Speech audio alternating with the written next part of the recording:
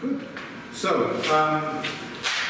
last week we finished reading a short essay by Heidegger, The Thing. And today I was kind of thinking what would be a good step after Heidegger. I mean, we could read more Heidegger, but I kind of thought we got something from this essay. Did we get something from this essay? Yeah? Okay. What I wanted you to, the most important thing I wanted you to perhaps take away is that the thing is a mystery. That we don't really know what the thing is. That is the most important thing I wanted you to somehow feel when sort of reading Heidegger. And I want you to take this understanding into your own practice. That there is a mystery to the things you work with, whatever it is. They are not simply plastic or force or rope or tape. There is a mystery to this thing. And this mystery is something that you can use, you can explore in your practice. You know? I think if there wasn't a mystery to things, art would be a very different thing altogether. Yeah. Now, this mystery I'm talking about is not the scientific mystery. Science always also says that nature is mysterious, and therefore we need to invent various experiments to understand it. But the mystery that we are talking about, the mystery of these everyday things around us, is not in the sense that we don't know what this is composed of, whether it is, rubber or metal, what these things actually are.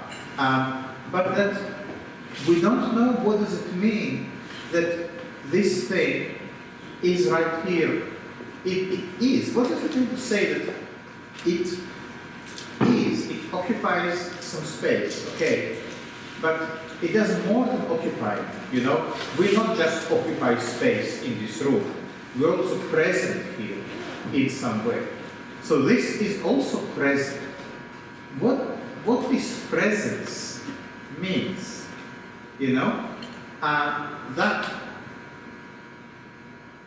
that is a mystery. And what is interesting about Heidegger is how he draws attention to the things which are the closest to us. And he says it's the closest that we yet fail to understand. Not the far away, not the, vacuum or what happens between molecules in matter or the structure of black holes, or white dwarfs or whatever. These very distant things that science loves exploring. We don't know about the things which are the most near to us. And that seems to be a really good pivot from which to turn to Sigmund Freud. Because Freud, in a sense, says something similar. He says there is something very, very near to us that we don't understand.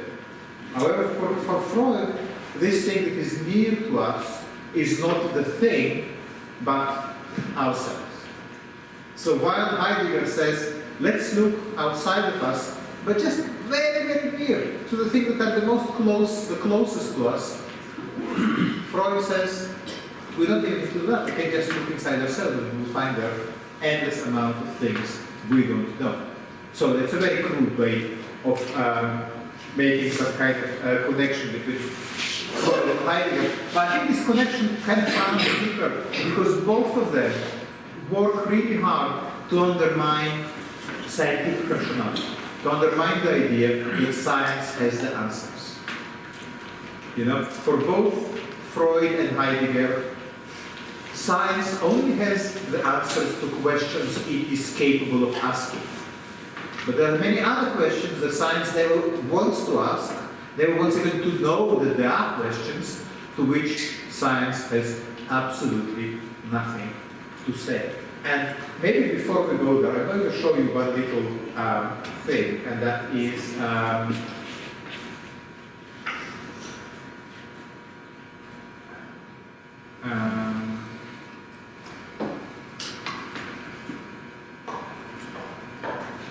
So, do you know who is Stephen Hawking? Yeah? Stephen Hawking is, he died last year at the age of 75. Very famous physicist and writer, and really the most famous scientist since Einstein. Stephen Hawking. If you haven't read anything by him, you can read his book, The Brief History of Time. Famously, it's a book that most people started and failed to finish. But it's a very readable book, and you will find it quite accessible because you know now what are the basic problems that philosophy is dealing with. So, but before Stephen Hawking died, a couple of years ago, he went to Google headquarters and he spoke in front of Google software developers, engineers, or whoever. And he told them, he basically said, let me just quote for you. He said, well, as the heading here says, philosophy now is dead. Philosophy is dead, he says. And he also says, most of us don't worry about these questions most of the time, but most of us must sometimes wonder, why are we here? Where do we come from? Traditionally, these are questions for philosophy, but philosophy is dead, he said. Philosophers have not kept with modern developments in science, particularly physics.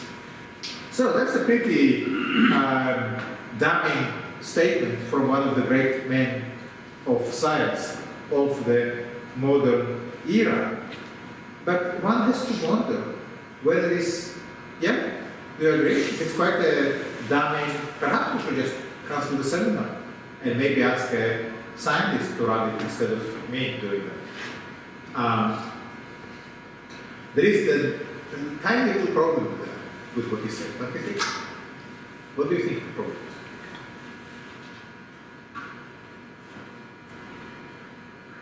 Are you still asleep? Which is understandable. So try to dream the answer. What do you think the problem with that? Should I tell you? Okay. No? No one knows? Yes? What do you think? No. Is there a problem with that? How do you argue? Yes, what is the problem? I think he's just addressing two questions that science is trying to answer, and I think philosophy has many more questions. Yeah, that's one thing. I think there is a more fundamental problem. This statement. Is it just kind of like make people stop trying to think about stuff? Like, in the sense that you can just all give up because there's no such thing as. Think philosophically. Think like philosophers. And the most important tool you have as philosophers is to always ask, whenever someone comes with a statement, you need to try to find out what is the framework they're talking from. What are the underlying positions that they base what they say? Now, when Stephen Hawking, and honestly I admire the guy, I think he is he's a beautiful soul, and he is obviously a genius in physics, and he also made contemporary physics accessible to millions of people like myself who cannot read a book of physics, but he explained a lot of things in a way that many mortals can understand, using mortals in a Hegelian sense. But when someone comes to you and says, philosophy is dead, science has all the answers, you have to ask, and this statement, philosophy is dead, is that a scientific statement, or is that still kind of philosophy? What do you think? Because it doesn't seem to me that it's a scientific statement to say that philosophy is dead. So then it kind of leaves open the question that perhaps inadvertently Hawking now is doing a little bit of philosophy. Never mind another different question, that what science can tell us about death. Since when science knows anything about death? They say philosophy is dead. Okay, what is death? Science has no answer. Heidegger seems to have some answers about that. Yeah? So, and you hear these sort of expressions quite often, you often be told, you often hear that art is dead. So you need to be wary of these kind of statements and always ask, what are they based on? Now, all that is a kind of roundabout way to get us to think about Sigmund Freud. Now, Freud and Heidegger are almost contemporaries. Freud was born in 1868, like 1860 or something like that? 1856, yes. Freud was born in 1856 in Vienna, and he died in 1939, yeah? 38? 30 or 40 something. Almost 1939 in London. Why? Because he was living in Vienna all his life, well, almost all his life. He also lived a couple of years in Paris. And when the Nazis, when the Anschluss happened, when Austria was annexed by Germany, when Germany became part of Austria, and that was a very interesting moment that we're not going to talk about, but it's kind of resonates with some contemporary developments. But at some point there was a kind of referendum in Austria, and by a small margin the Austrians voted to become part of Germany. And the next day, people in brown shirts started to march up and down the streets. Swastikas were waving on every on every government building. Shops of Jews were ransacked, and people were sort of thrown out of their houses. So life ended in just one day after this referendum. So he then immigrated. He was already an 80-year-old man. He had a cancer of the jaw. He was smoking cigars all his life. So he immigrated with his family, not with his near family, with his daughter Anna Freud and his wife, to London, and lived in Hampstead in a house that is today Freud's museum. It's a wonderful place. One of our second-year students exhibited there last term her sculptures. And then he lived a couple of years and died. All his family that was left in Vienna, all his aunts and nieces, they all died in concentration camps. They were all killed. So the lifespan of Freud and Heidegger very closely overlap. Heidegger is a bit younger and lived longer. He lived after the Second World War. But they do overlap quite considerably. And this is important because I feel that Heidegger learns a lot from Freud, even though he doesn't mention that explicitly. And so the way to get into Freud is twofold. When we need to understand what was his life project and what was the basic question he was asked. And then we also need to read the essay I asked you to look at. The two principles of formulations on two principles of mental functioning, or it's usually just called Two Principles of Mental Functioning. It's a very short essay, it's 4 pages, but it really somehow manages to hold the very essence of Freudian project. And if we get to read it very carefully, we really get to understand what Freud is about. And Freud is this kind of interesting figure, you know? Reading Freud really opens up your eyes onto a lot of things that go on. Because Freud is such a profound influence on art of the 20th century, without understanding Freud, a lot of what is happening in the art will forever remain somehow obscure. So we do need to do some psychology or psychoanalysis on the course, just as we need to do some quantum physics, and just as we need to do some classical philosophy, you know? Because from all of that, you develop a richer understanding of what an art is about. So the first thing to know about Freud, and this necessarily will be very brief, is that all his life he was a practicing doctor. So he was really, his main goal in life was to help people get better. Now this field of medicine is called neurology. Neurology is from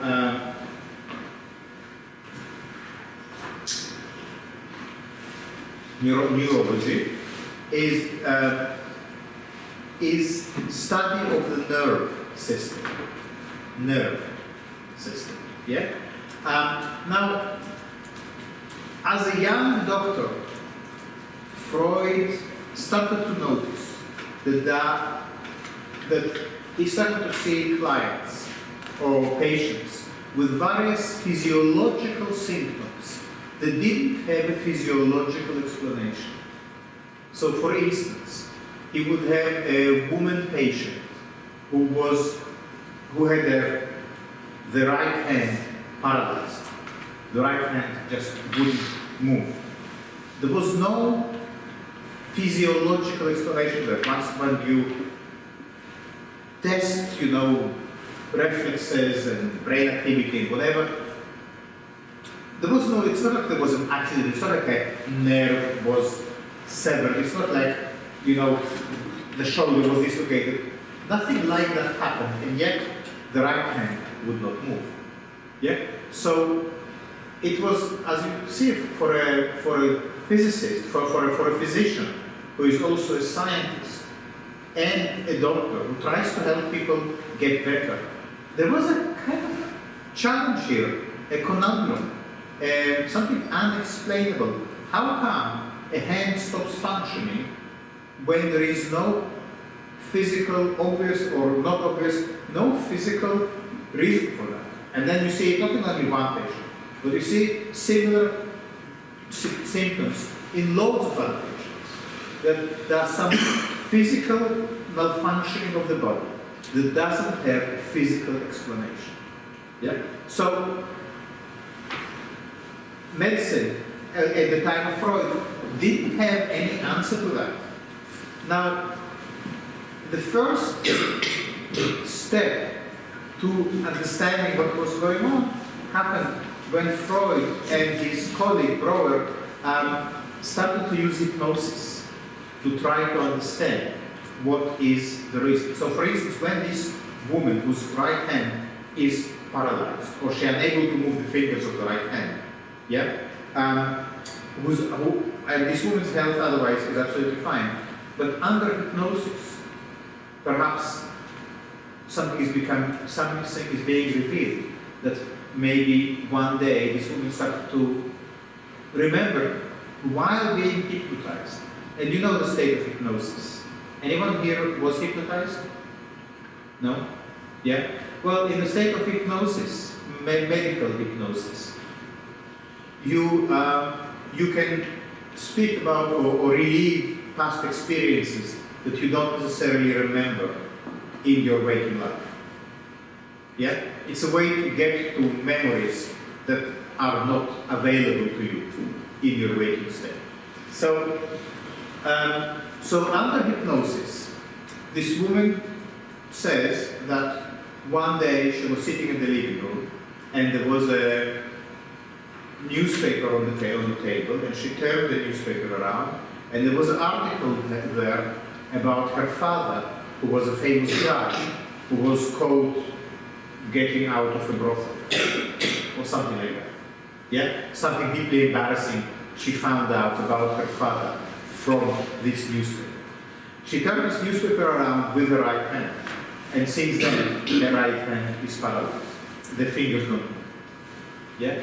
So, and once in hypnosis, she revealed that, gradually action returns to the hand.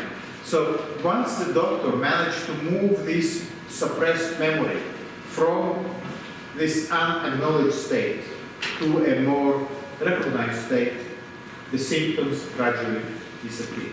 And that caused Freud to think that there is a whole lot of things that happen in us that we're not aware of, that constitute a very large part of what is really going on with us. It's a bit like Heidegger and the thing, yeah? Is that there is something quite deeply and it's something that we don't understand that's happening in our mind that we're not aware of, but it has very powerful effect. Yeah, that was the first point of curiosity that Freud started to explore. At some point, quite soon, he abandoned hypnosis. Hypnosis was not very reliable as a way of getting to these past experiences. Not everyone can be hypnotized. And it was also quite difficult. If you say you reveal something when you were hypnotized, it was quite difficult to bring these revelations into your conscious mind. Sometimes it wouldn't work. Yeah? So Freud gradually developed a different way of working with patients that he called free association, that basically replaced hypnosis. And clinical psychoanalysts use free association to this day. Free association is basically when the client or the patient is asked to talk about whatever comes through their head. The only requirement is that they don't withhold anything from the doctor. Yeah? You just talk about everything that goes through your head without any judgment, without any censorship, without withholding anything. That's the only, in the sort of agreement between the client and between the doctor and the patient, the only requirement is just say whatever goes through your head, don't withhold anything. And that works just as well as hypnosis, probably even more effective, because you don't need to have any particular propensity to be hypnotized. Anyone can do that. All you need is to not to hold back anything. Now, artists use free association all the time. Many artists use therapy, personal therapy, as a way of developing their own creative ideas. I generally think it's a side note. I think that therapy is usually beneficial for artists. And that's for a number of reasons that we might not get into today. But question? Anything I can explain? I want to know the two words that you mentioned. The first, hypnosis, and the other one is Hypnosis. So, hypno in Greek means sleep. Hypnosis is an induced state. Do you know what it is? How do you say hypnosis in Chinese? 催眠 Does it help? Yeah. Okay, thank you. What was the other word? The other one is the second methodology that's been used to. Oh, free association. Free association. Now, it's very simple. Let's take a word, lion. What comes to mind when so if you tell them, okay, no, you wouldn't start in a random word. If you come to the session with your therapist, with your psychoanalyst, they will very often, they will just not say anything. They will welcome you to the room. You sit down, or you lie on the sofa, or whatever, and they don't say anything, and it's up to you. You can just start talking, whatever you want, on whatever topic. The main requirement is don't hold back anything, and whatever comes, lion, big, heavy, father, boss, scary, I don't know. It's that's how it goes.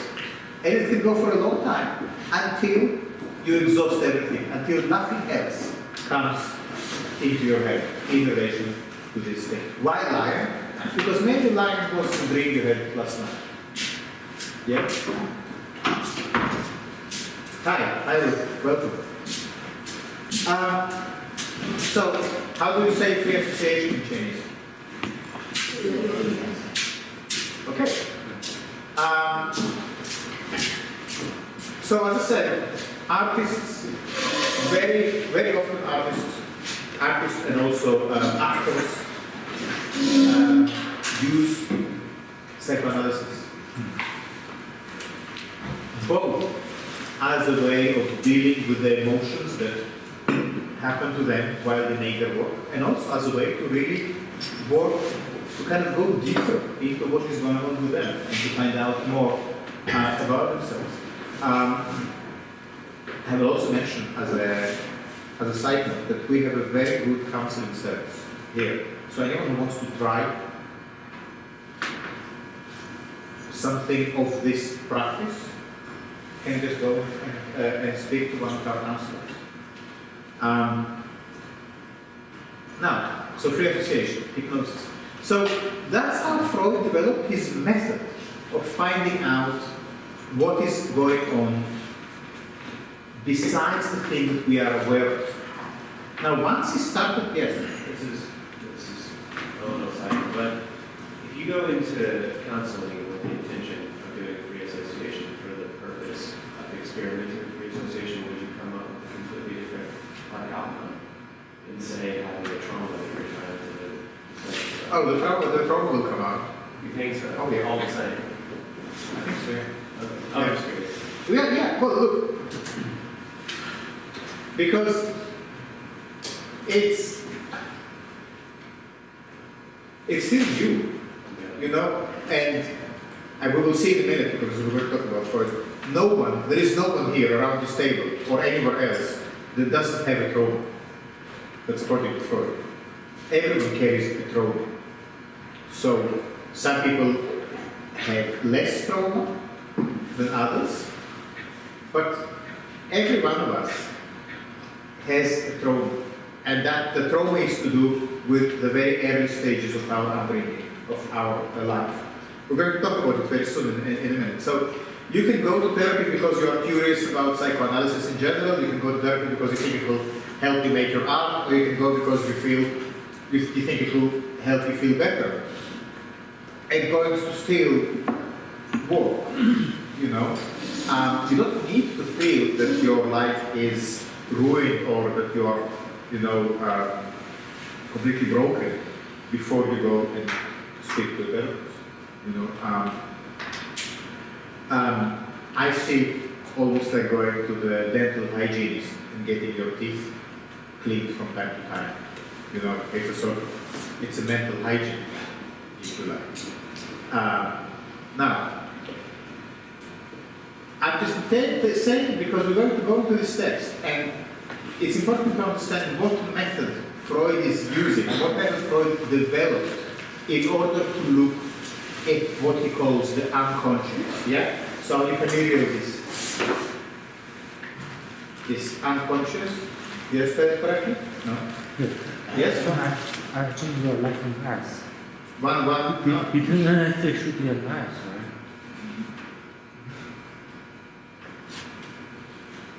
So, something like that? Yeah. Yes, thank you. Unconscious. So you're familiar with this term, the unconscious? So the conscious is those thoughts that you are aware of. Yeah? The unconscious is what you don't know about. So it always makes me laugh when people say that, my work is about the unconscious. No, it isn't. The unconscious is that which you don't know about. So, if your work is about something, it must be conscious. Yeah? The unconscious is by definition something you are not conscious of. That's very important. And very soon, when we go to the text, we will see that also this unconscious is structured in a very particular way. Now, we're going to really understand, we're going to look at this from Freud's perspective. So this is not really about arguing with Freud and whether Freud is right or wrong. Many people disagree with Freud, and that's absolutely fine. I don't care. I just want you to understand what Freud is saying, and then, as with everything else, you do with it. You take whatever you want, and don't take what you don't. So, free association as the method of exploring what you don't know that you are. Yeah? Okay. Now, through this exploration, and I'm going to cut this story very, very short, there's so much more to say, but I want to also read the text today. So Freud then developed a theory of the human psyche. Psyche is a Greek word which is pronounced in Greek psyche, but it's psyche in the ridiculous English pronunciation. And the psyche is basically the human soul, the soul. Yeah? According to Freud, based on the free association that he conducted with his clients, he also was analyzing the dreams of the clients extensively. He concluded that the soul is a human soul is made of 3 parts. And do you know what are they? I will give you 1, 3. ED, ego, superego. Ego, superego. Okay. That's 3 parts put together. That's your soul. Okay? Now, let's talk about it for a second. What is the ego? Anyone here has an ego? Yes? Good, good. I was worried you don't. Okay, excellent. So, what is the ego? The identity we have created for ourselves. Sorry? Yeah, kind of, but this is not precise enough. The ego is the part of you that understands social norms and behaves accordingly.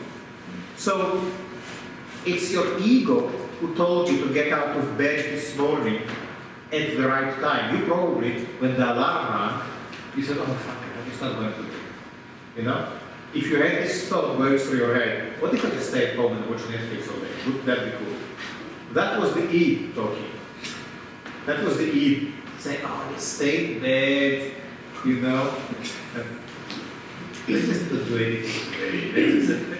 Let's just stay under the roof. You know, maybe have some hot chocolate. That's the ego talking. The ego just wants to have fun. It wants to have pleasure, and it doesn't care about anything else. The ego is the part that says, must get out of bed, must brush my teeth, the class is starting soon, I don't want to be like the one always late, I also need to remember to put some clothes on, I need to look in the mirror, put my makeup, look respectful, I don't want people to point at me on the tube, have a shower. That's all the ego. The ego is the part of your psyche that is responsible for making you a socially functioning human being. So it's the part of you that learns social norms and makes you behave according to these norms. Yeah? The fact that you are all sitting here with your clothes on and not naked is thanks to the ego. Yeah? But you're not, for instance, picking your nose right now, well, most of you, it's because the ego tells you, perhaps don't do it while everyone is watching. Yeah? Because, yes? I've got a question. It reminds me of the word Geist in German. Sorry? The word Geist. Geist, yes? Because it means ghost or spirit, but when you say geistig, it means mental. And I was thinking when you say the word ego and psyche, for me, I'm thinking about the separation between mind and spirit. Yeah, but that's not important at the moment. Okay. And Geist is really a Hegelian concept. Hegelian. Yeah. It's fine, but it's not helping to understand that.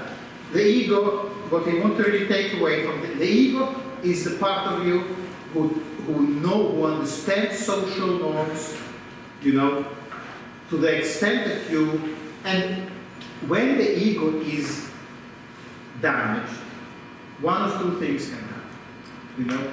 Either you find it really difficult to adapt to social norms, yeah, or you have this kind of inflated ego. We're going to talk about it in a minute.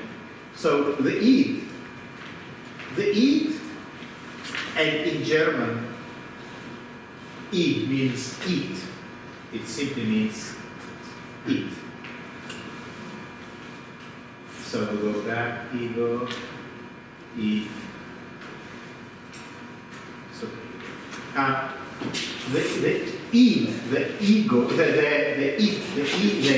it is the part of you that wants to have fun. Not any kind of fun, sexual fun. It's the part of you that wants to have sex. And pleasure. All the time.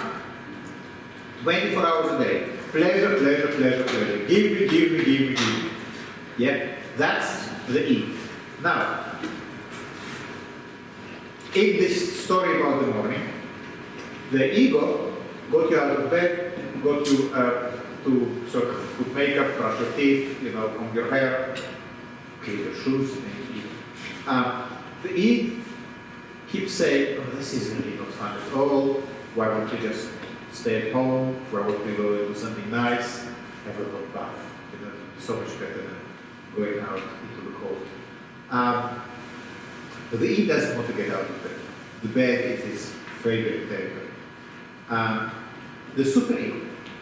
The superego is basically the part of your psyche that absorbed the voice of your parents. And if you didn't have parents, then your foster parents or your peer group. If you were brought up by a gang, if you were brought up on the streets, then it's the voice of the gang. And this voice keeps telling you how everything you do is not good enough. Yeah? So the ego says, okay, time to get out of bed, must put some clothes, must have a shower. The id says, oh, let's just stay in bed, it's going to be so lovely, just me and you. And the superego says, look at you, you're already in your mid-30s, you're still doing your master's degree, the neighbor's daughter already has a PhD and 2 children, and you're a loser, you've never been any good for anything. That's the voice of the parents. So everyone else, Freud says, has these 3 parts of the psyche, and always these 3. The part that is rational and social, the ego. The part which is purely about pleasure and jouissance, as it's called in French. And the superego that keeps telling you that superego begins every sentence with should. You should work harder. You could wake up 2 hours earlier and go for a run before, you could already, learn German or whatever, You could be a much more hardworking, more successful. So people who have a very inflated superego, people who hear this voice of the parents very, very loudly in their head, no amount of success could ever satisfy them. They can win awards, but because always there will be someone with greater awards, they will feel that they are not good. Yeah? Now, you probably recognize yourself in these descriptions, and that's exactly how it's supposed to be. That's according to Freud, how we are all, our psyche is composed. So this is ego, id, superego. That is the psyche. Does it make sense? Yeah? So, the 3 parts. Any questions about the 3 parts of the psyche? Or something else? Was that? Okay. Right. So, just before we go to the text. So Freud, the first thing everyone knows about Freud is that Freud is all about sex. Sex. But it's actually very, very interesting what the theory Freud developed about sexuality. Because Freud looked at the early stages of development of the infant, the newborn baby. Yeah, let's have a look at the newborn baby.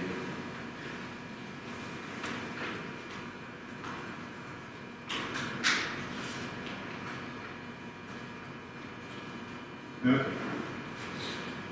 So, the newborn baby. And Freud says,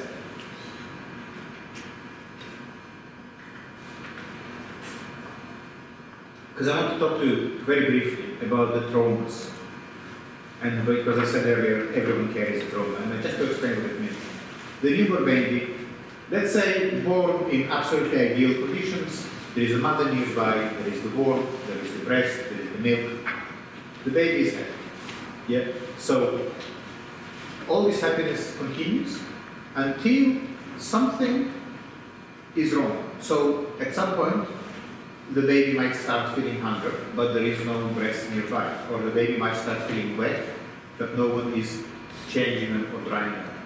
So, Freud says the baby's first response to fix the situation is to imagine being dry, to imagine being fed.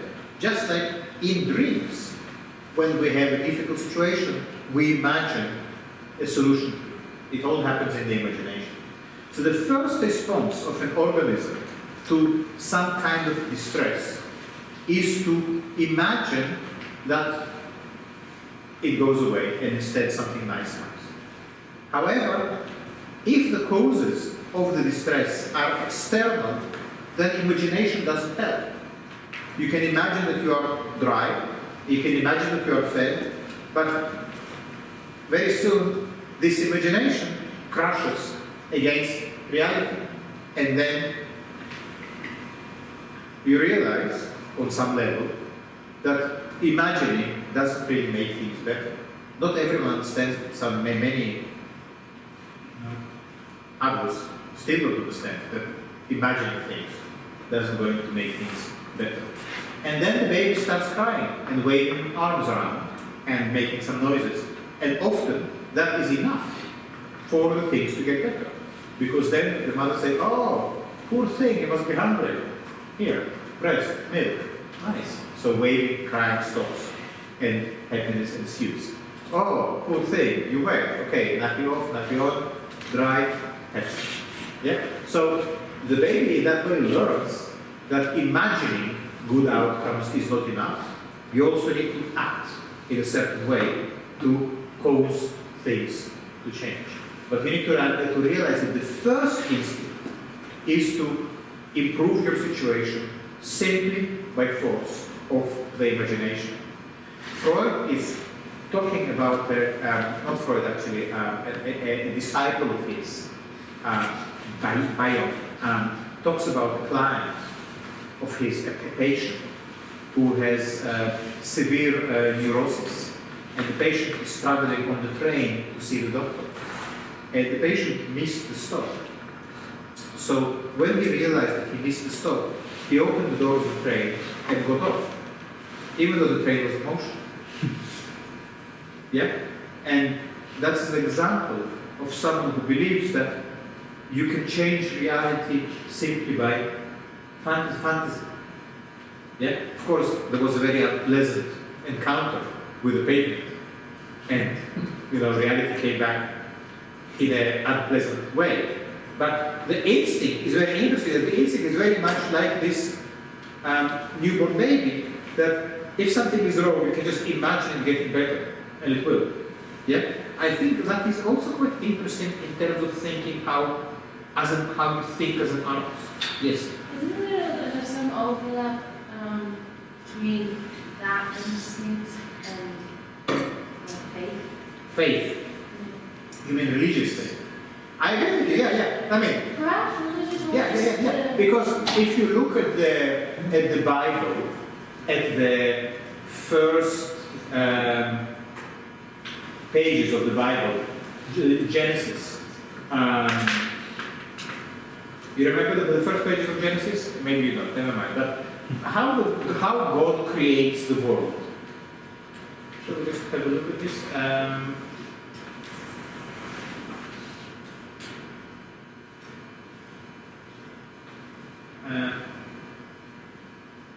Hopefully we have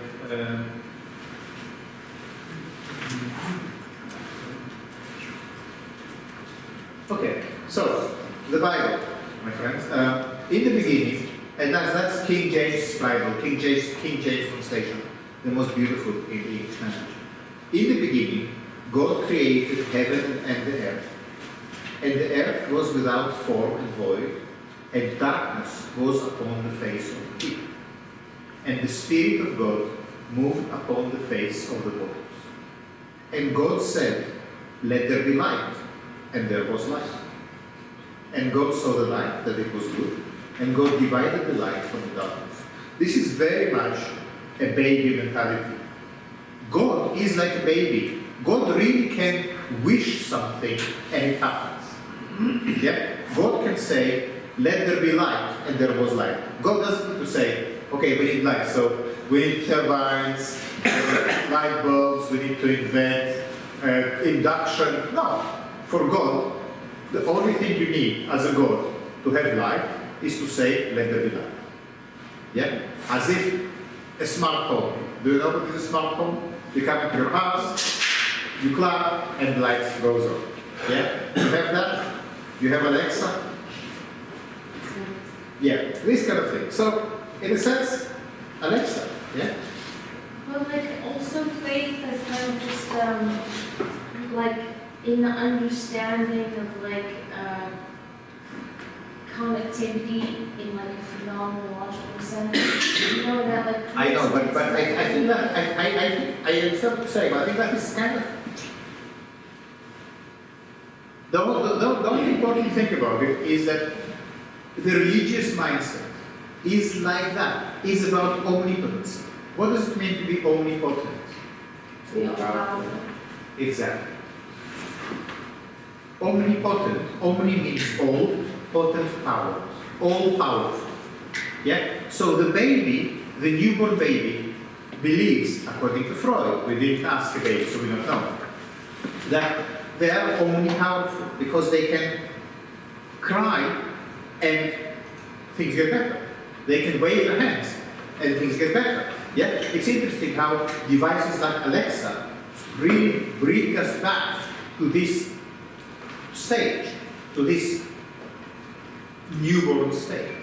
You know, when it's enough for us to want something and it happens.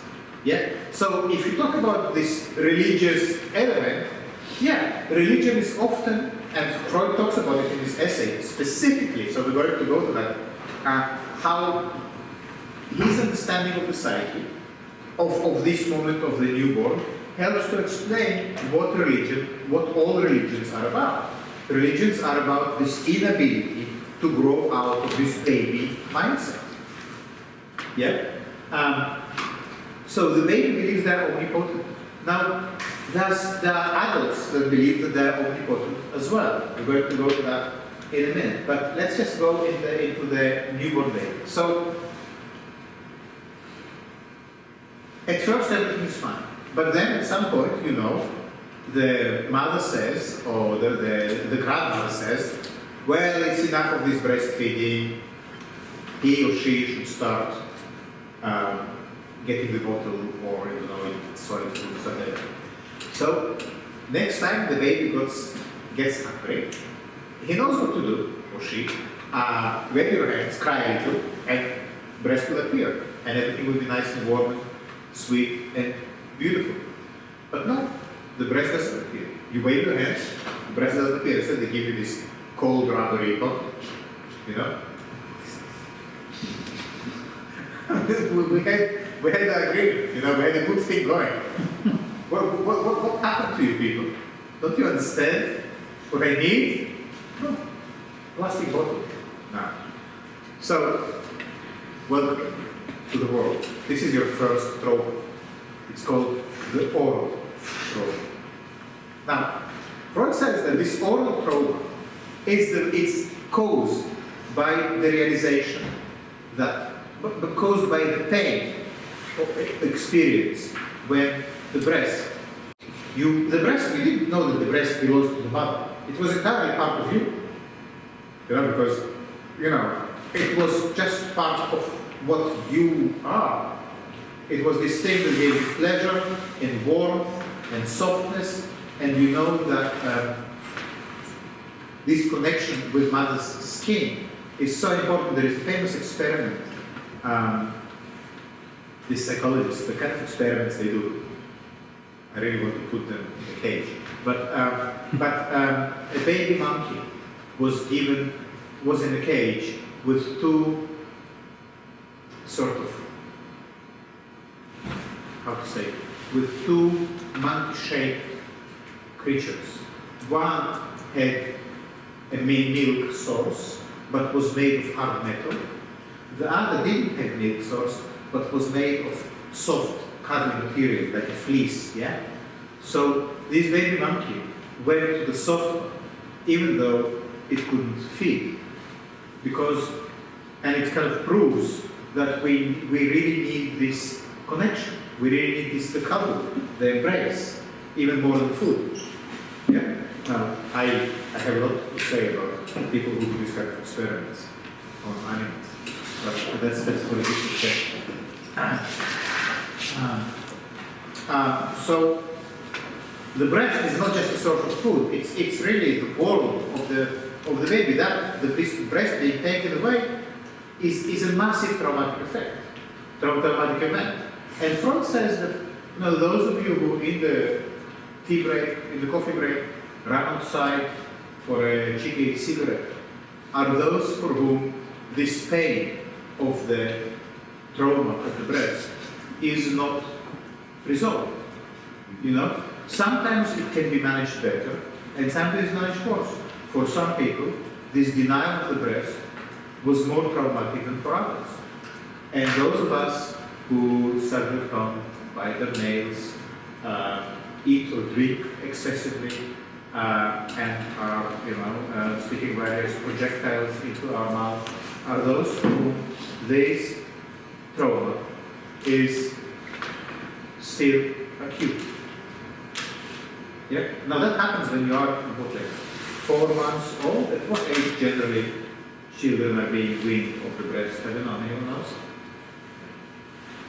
3-4 months. 3-4 months, yeah. So that it happens at that stage, you know? Now, okay. So first trauma, oral. Everyone has it at different degrees of acuteness, but every one of us has this oral trauma. And when you look at people walking around attached to this plastic bottle with water, you kind of think, well, what happened to you people? You know? Why people are unable to go 20 minutes down the street without carrying basically a portable plastic nipple with them? But is it a kind of pleasure instead of trauma? Like if you like maybe drink bubble milk tea or something else, if you like, if in Asia, like yeah, some people just carrying the but this continuous need to have this oral pleasure, Freud says it's caused by this trauma. We all the time try to compensate for the loss of the breast. So how do we tell from if it's a trauma or if it's a kind of like Well, according to Freud, there is always a trauma, but it can be more acute. You know, those people who are always carrying a water bottle with them, or a, you know. Again, this is just Freud. You don't need to, you know. But he will say, why is it? Why do you need to have a nipple by your side all the time? You know, smoking is the same thing. Now, it's almost like there is this terrible hunger that is left inside, that we are not aware of as hunger, but this hunger for the breast, for the softness, for this perfect unity, you know, and we try to compensate for it by, you know, carrying a hot drink with us everywhere we go, or, you know, or having this bubble tea or whatever. But I think that with this in mind, next time you take the tube, look how many people sitting there with the tube, clutching their water bottle. You know, like, but 20 minutes, look, you can have a little bit of water before you go to the tube, you can have some when you get home, and hey, you're not dehydrated, you know? But where this desire to have this supply of nourishing liquid next to you all the time, where is it coming from? It's also quite new. Like 20 years ago, no one walked around with a bottle. You know, yes. I think that's a slightly different question, really. You know, because this is about thirst and people not wanting to pay because sort of money for a child for water, using reasonable plastics and other using, you know. Yeah, but how thirsty are you going to be The nibble thing. in your half an hour journey from home to work? How thirsty are you going to be? If you have a glass of water before you leave the house, and you have a glass of water when you arrive, why do you need to carry a bottle all the time? I mean, I understand the idea of your money water, but I don't understand connection with the cigarette. Like, this is a completely different, like... Well, the cigarette is something to put in your mouth. Isn't it like sucking the tongue? No, it's not. What is it? It's really not. It doesn't give you the same...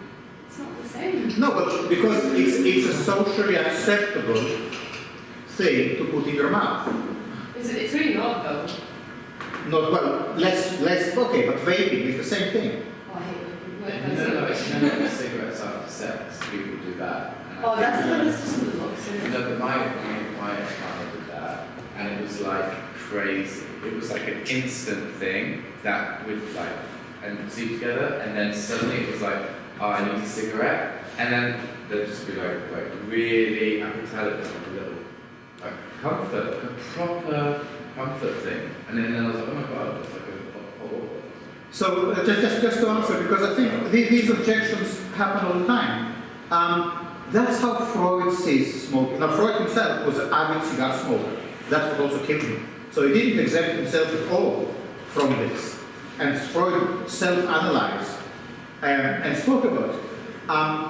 Yeah, so what he wants to draw your attention in this act of smoking is that it is really not that different from some, let's say, 5-year-old, even 7-year-olds sucking their tongue in their sleep, for instance, and some even not in their sleep, and many adults bite their nails.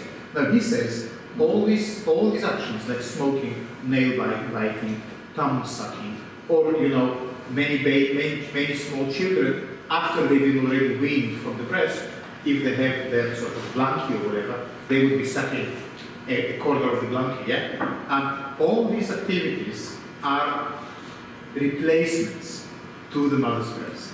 And they come in to address the emptiness that the breast left when it was taken away. Because you need to understand that this is a colossal event in the life of the baby. It's a bit like if you are today are told, okay, from now on, I take all your possessions away from you, and your house, and everything you own, and I throw you into the world completely naked, without anything.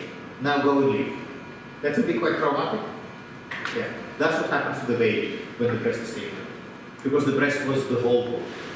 It was the home, it was the softness, the family, the environment, So that the equivalent of that for an adult person is to be completely naked and alone in a cold world. So and we just spoke about the first problem. Okay, good. Now, so time goes by and things are running smoothly in this little family of ours. And then, so the baby eats and shits. Yes, shitting is not a very nice word, but let's say defecates. Do you know this word? Defecate?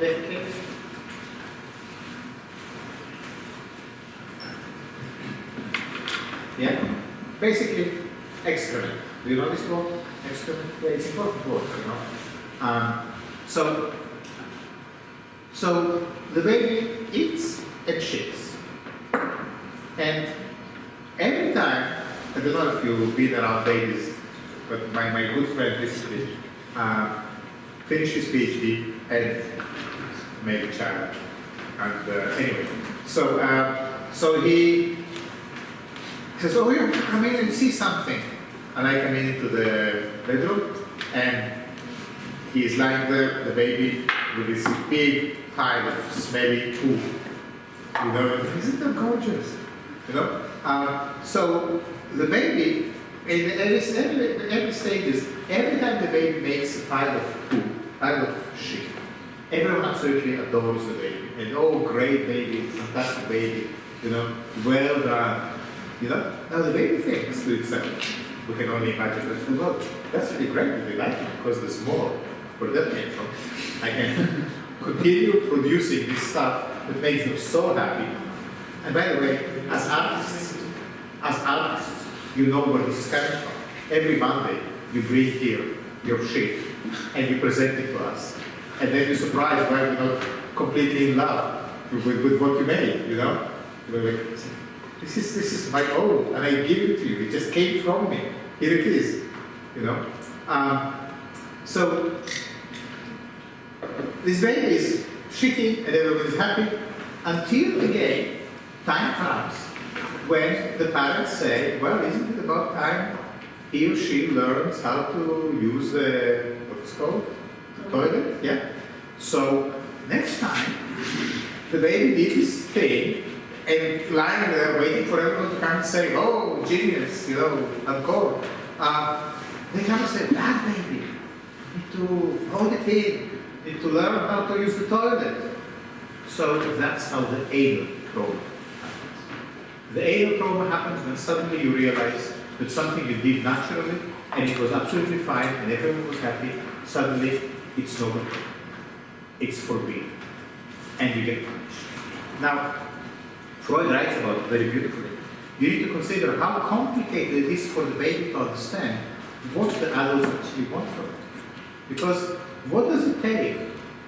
Until this moment, whenever you feel pressure in your stomach, you just go, it all comes out. Pressure, it's natural, it's healthy, it's normal, that's how your body wants to behave. Yeah? Now, if we were like this today, then there will be already a lot of poo on the floor, you know? But we learn that we cannot just do that. Just because you feel that your stomach is full and you feel a certain amount of pressure, you cannot just let it all out. You need to hold it in. Not only hold it in, you need to hold it in until such moment as you are in an appropriate place, which might be the toilet. And then you need to somehow, in this specified time, find a way to release it and it will go out. And sometimes by the time you get to the toilet, this stuff doesn't want to come out. And you need to learn how to force yourself. And that involves a lot of muscle control. It involves a lot of pain that you need to deal with internally. Yeah? And it's a very complex ritual you need to master in order to become a socially accepted baby. Yeah? And this is really, really complicated. But until that happens, you live in a world in which whatever is coming out of you is all good. Suddenly, you are told everything is coming out of you is actually all bad. And you need to hide it. And that's why it's not okay to just do it in the open. You need to go to a little room, close the door, and in secret, do it. Don't talk to anyone about it. And come out and pretend it didn't happen. Yeah? So, you suddenly realize that what comes naturally is shameful. Your own natural behavior is shameful. And when you start to feel guilty about the natural functions of your body, and you start feeling ashamed about the natural functions of your body, that's welcome to the anal trauma. Question? Yeah, is it that complicated? Because it's not, it doesn't take long to teach a dog or a cat where they're supposed to learn. I don't know if it's that complicated. Well, think about it from the perspective of a newborn baby, and think about the processes they need to master in order not to do it. The reason your dog learns how to do it is because they're being punished when they're not. Not necessarily. You encourage them by the fact that it's something good for them to do. Sorry? You can also encourage them to do it because it's good. You don't have to treat them badly. How will you train a dog not to do it on the carpet? Well, you take them outside and you show them, you tell them what to do. If I take my dog outside and I tell him to do a wee-wee, he might not want to, he might go straight back indoors, but if I stand there and watch him, he'll go to the toilet. So you're saying there's no, you're saying for a newborn baby, it's just a piece of cake to learn? Well, I think it depends on the age that the children learn it. Some children, they've got verbal communication by them that you haven't got, say, with an animal. You don't have verbal communication with a baby that needs to learn how to use the toilet. They're only 1 year old. Depends how old when you finish potty training. Well, some people wear nappies until that well, and maybe that is different. But we talk about a child about 12, 18 months old. There is no verbal communication. How do you explain to a child that it's actually not okay to do poo whenever they feel that? And as I said, think about the processes involved. You need to learn. Until now, every time you felt pressure in the stomach, you could just ejaculate straight away. But now you have to hold it in. So you have to feel the pain and clench the muscles and hold it in and wait for an appropriate moment. And how do you know when is the appropriate moment? So you need to learn what is the social convention about the moment when it is okay. And in this moment, you need to let it go out. Even though at this moment you might not feel, but nothing wants to come out. And somebody forces yourself. And you know how many children have huge issues around pooing. So some children hold it in for days on days because they don't understand. And you can be already a teenager and still really struggle with these issues because you either hold it in for days on days until you have this sort of a concrete in your stomach and nothing comes out. And how many children find it absolutely impossible to hold it in, and then they soil their beds, and the shame and the guilt and the punishment that is associated with that. Again, with some children, this process was managed better than with others. Some people are carrying much less of an anal trauma than others. But do you know that yes? I watched a documentary about dieting, and there was a biologist who spoke about humans when they deprive themselves of food, whether it's like a social condition. He's compared it to other mechanisms of the body, like the respiratory system, that as we breathe, it's like this automatic mechanism, and he was asking, why do we as humans deprive ourselves of food, even though... How does it help with our discussion? Well, he was talking about retaining your food, or not shitting, but I'm thinking about when you deprive yourself of eating, through dieting. Well, the anorexia neurosis is connected to the anal trauma because you feel so ashamed of everything that comes out of you because you've been told in no uncertain terms that what comes out of you is dirty. You may not touch it. You may not put your hands in it. You may not play with it. It's dirty, it's smelly, it's taboo, it's forbidden. Then the response will be, well, I poo because I eat. So if I will not eat, I will remain pure and no one will think that I'm disgusting. It's true that anorexia and bulimia are connected to this anal moment.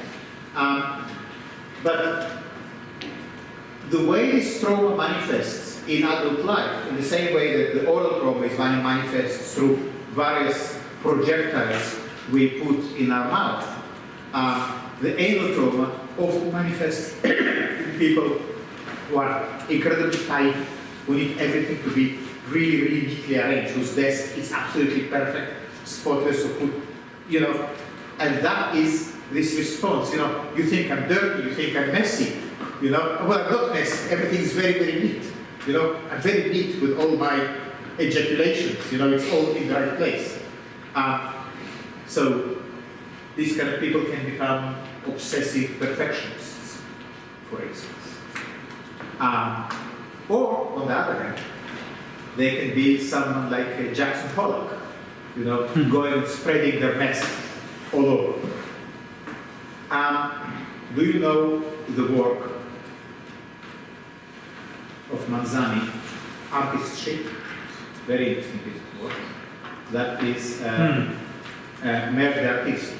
That's the work of Piero Manzoni. And before he died at the age of 26, before he died, he made these teams with his shit.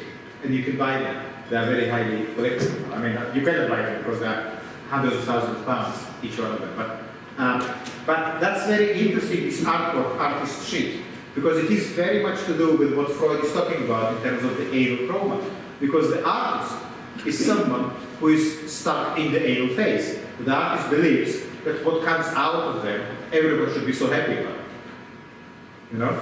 And the artist, just like this baby, has more and more, you know, it just keeps coming out of you. You know, it's all gushing out, and it's all wonderful, and it all smells of roses. Okay. The final trauma, the last one, the third, happens a bit later. There is a gap between the oral trauma happens when you are about 6 months old. The anal trauma happened to you when you were about 1.5 years old, and that's not enough. You need to have one more trauma, and this is called the Oedipal trauma. The Oedipal trauma happens later. Oedipal trauma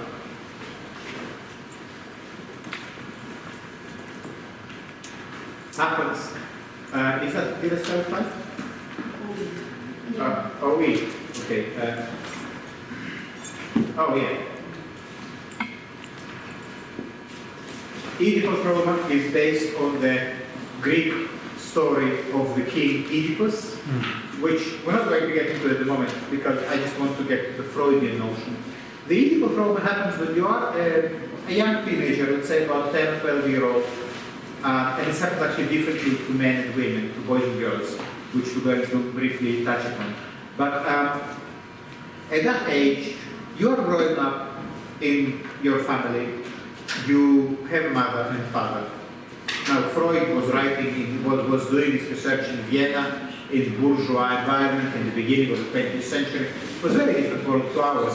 Then children was mostly looked after by the women in the house, by the nurses, and the fathers were going to the office, or going to the races, playing cards with their friends, going to the club where they would smoke cigars and drink whiskey. So when you grow up and you're around the age of 10 or 12, you look around and you see that you have mommy and daddy. And daddy is doing quite interesting things, riding fast horses, maybe going with friends, coming home with whiskey on his breath, you know, smelling of cigars, and kind of seeing that daddy has a really interesting life. The mother spends her days in the nursery, slightly going crazy, feeding, changing nappies, reading stories. So as you grow up, whether you are a boy or a girl, you look around and say, God, I don't fancy growing up and being like mommy. That looks awful. Mommy is just completely mad. Because what mommy is just spends all day baby talking, being like an adult baby, crying, you know, looking very unhappy. Daddy seems to have a great life. So as a child, at some point, again, that's Freud, saying that the child, the baby realizes they really don't want to be like the mommy at all. The mommy has a terrible life. Being with daddy is much better. So at that point, the child feels that mommy is kind of awful, and let's just get rid of mommy and spend all the time with daddy, so daddy will be giving us all his attention. But then another thing happens. Because as you want to be like daddy, and you want to imitate daddy, you also want to ride your horse. So daddy has a big black horse, you know, big, I would say, Arabian cold-blood horse. And you have your little horse that you want to ride. But as we grow up a little bit, you also want to have a pony. And if you were fortunate enough to be born in a family that can afford one, then you get a pony. Then you get maybe a big horse. So slowly, you kind of want to measure up to daddy, and you grow quite fast, so you're daddy's height. Yeah? So you kind of want to take daddy's place. whether you're a boy or a girl. Now, at this point, one of two things can happen. Some fathers understand this process as normal way of things. You grow, the child grows older, they want to take father's place. The father grows older, becomes weaker, and it's time for them to step down and let the child take their place. So that would be a good family where parents think like that, you know. But in most families, they try to put you down. They try to make sure that you know your place, but you don't compete with that. But again, here we have a new complication. Because it's different for men and for boys and girls. When a boy wants to be like daddy, he will probably be discouraged and punished for trying to do other things. But when a girl wants to be like daddy, she often gets killed. And that's sometimes called honor killings. But this is exactly the reason why it's not safe for women to walk outside alone. Why? Because walking outside the house is a male thing. Women are not supposed to do that.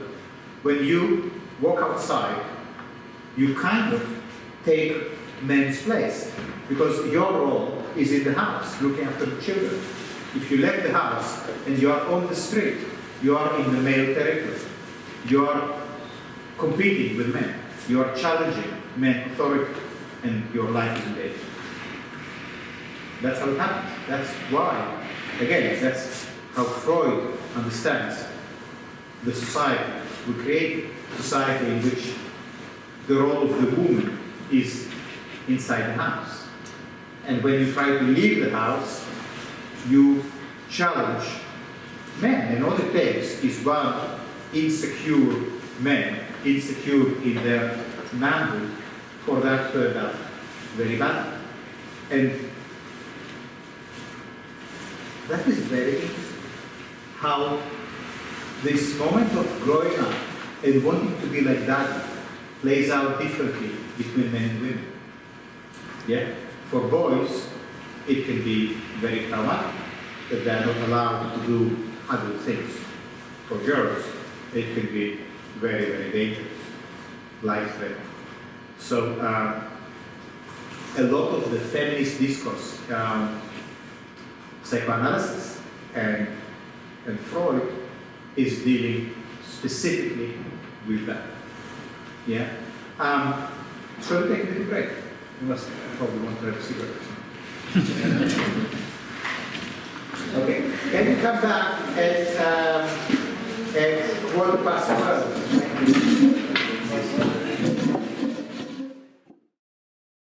I was more so just thinking about, you know the very launch of Verbal Light is being, Yes.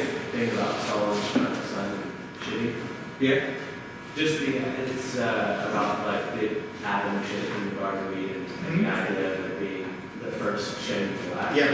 And it's just like a thing that I was like thinking about when you told me that. But think about what happens to a child who happens to be you, maybe. But what happens to a child when they are told that part of their natural functioning is shameful? It's like that every one of us carries this knowledge that some part of us is bad.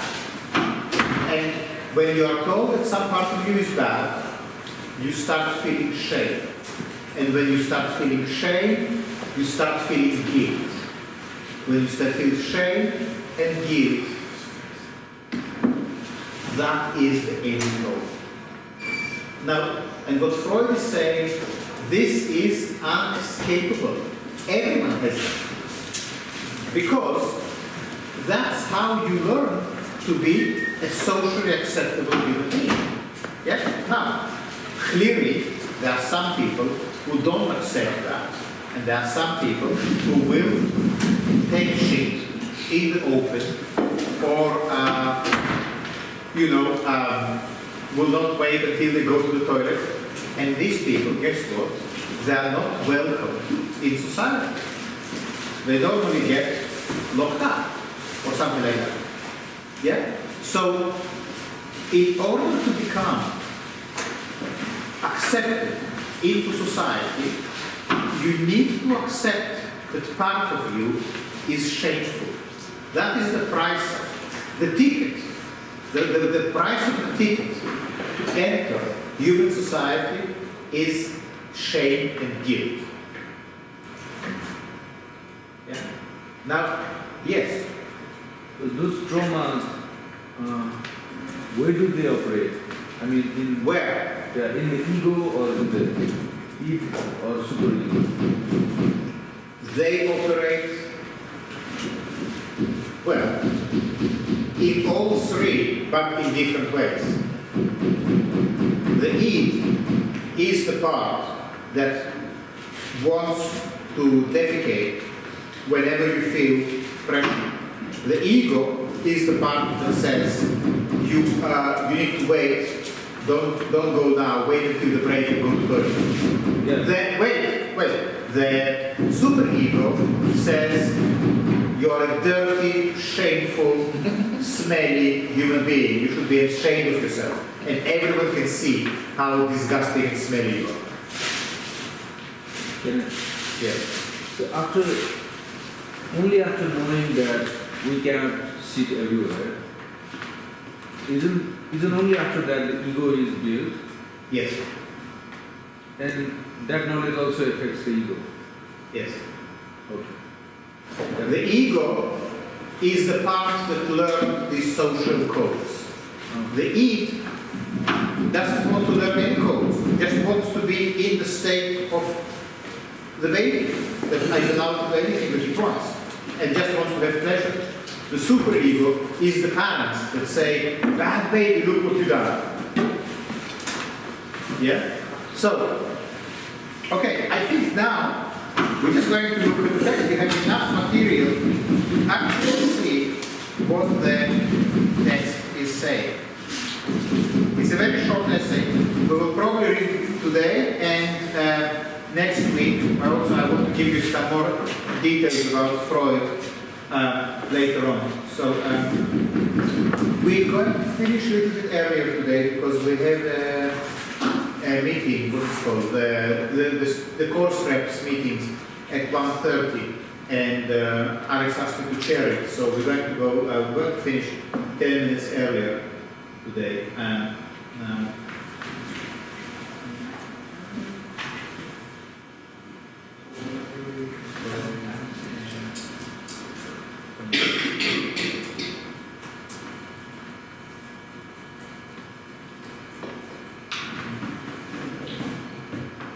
Okay, so now formulations on the two principles of mental functioning.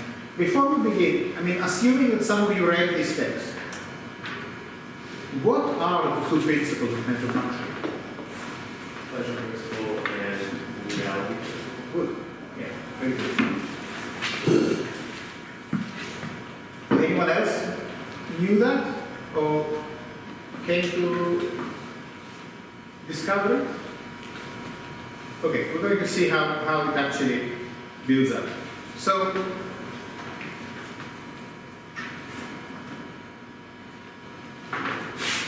I'm sorry it's a Word document, that's how I found it.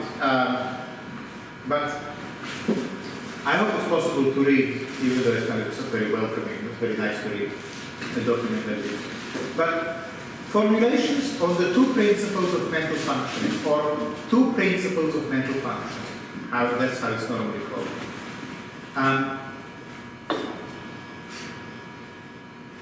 We need to get used to how Freud writes. He writes like a medicine doctor and a scientist. Even though this is one of his more text direct more to general public, he still essentially writes for other doctors. You need to bear it in mind when you come to read it. It has its own peculiarities. Could someone read the first paragraph? So please just wait until people settle down. Thank you. Wait.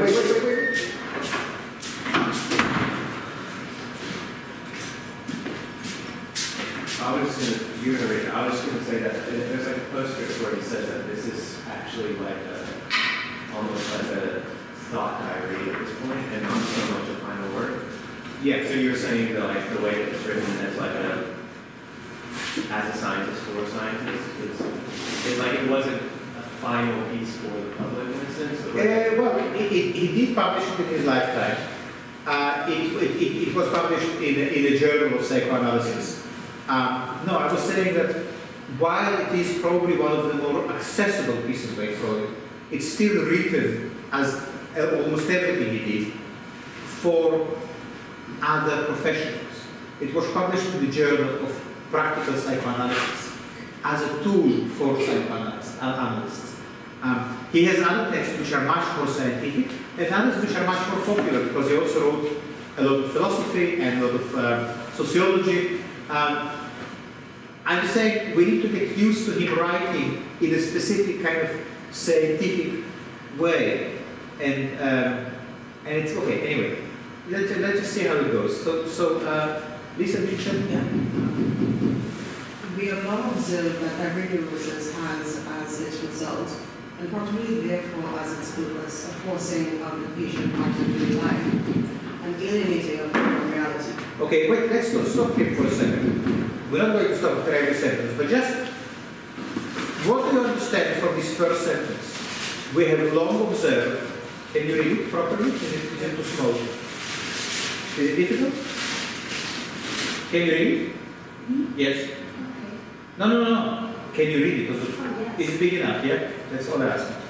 We have long observed that every neurosis has as its result, and probably therefore as its purpose, a forcing of the patient out of real life and alienating of him from reality. So what does it say? What does it mean? What is a neurosis? What is a neurosis? It's like a disease in the mental state. It's disease of a nervous disease. Yeah, it's not a mental state, it's a disease of the nerves. And so what happens when you have a neurosis, a nervous illness? What it says in this sentence? Yes. Sometimes you want to escape from reality. Perfect. Yes. Sometimes you want to escape from reality. See how already it's somehow relevant to making art. Isn't art a form of escape from reality? Yeah? Okay.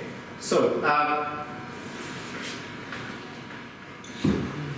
now, Lisa, can you continue from here? Just skip a couple of sentences and continue from the neurotics turn away from reality. Neurotics turn away from reality because they find it unbearable, either the whole or parts of it.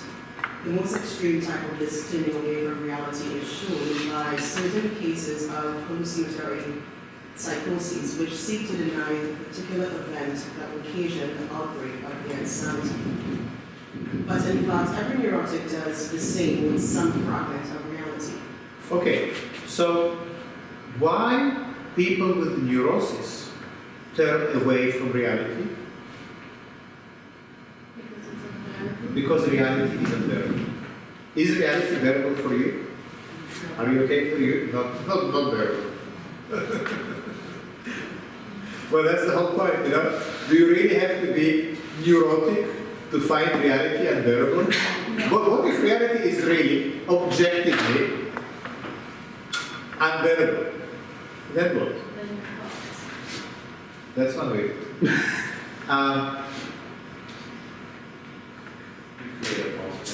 The most extreme type of this turning away from reality is shown by certain cases of hallucinatory psychosis. Hallucinatory psychosis is a sort of, it's when you find reality so unbearable, Freud says, that you create your own hallucinatory world. Do you know what is an hallucination? Yeah? It's so when you create an alternative reality for yourself and you live inside it. So this patient of Freud who stepped off the train because he missed the station And just, he didn't think to wait until, until the train comes to the stop. He just opened the door and walked off the train. This is an example of hallucinatory reality. Yes, Jake? Wouldn't that be more of a delusion than just a hallucination? Why is it important? I feel like hallucinations tend to be just about like a visual, like seeing something that is there, whereas a delusion is more about the belief of something that would. Well, Freud calls it hallucinatory psychosis. Yeah. So I think it just replacing one word with another, not going to change anything in the meaning of things. The point is that what is the difference? And this is a question for you. So think about it. We just started, but think about it. What is the difference between a healthy person and a neurotic person when they encounter something in reality that they don't like, according to what we so far read? One person can handle it, And what does it mean? that one person is more. It's not true that the person with the neurosis cannot handle it. They handle it. They handle it in a different way. Is it a bit like they face it rather than Well, I want to say that the neurotic doesn't run from it. They also have a mechanism of coping. Their mechanism of coping is creating a hallucination. Yeah? So, the person without neurosis, let's call them a normal person, and I'm saying it within inverted commas, the normal person that faces something difficult or painful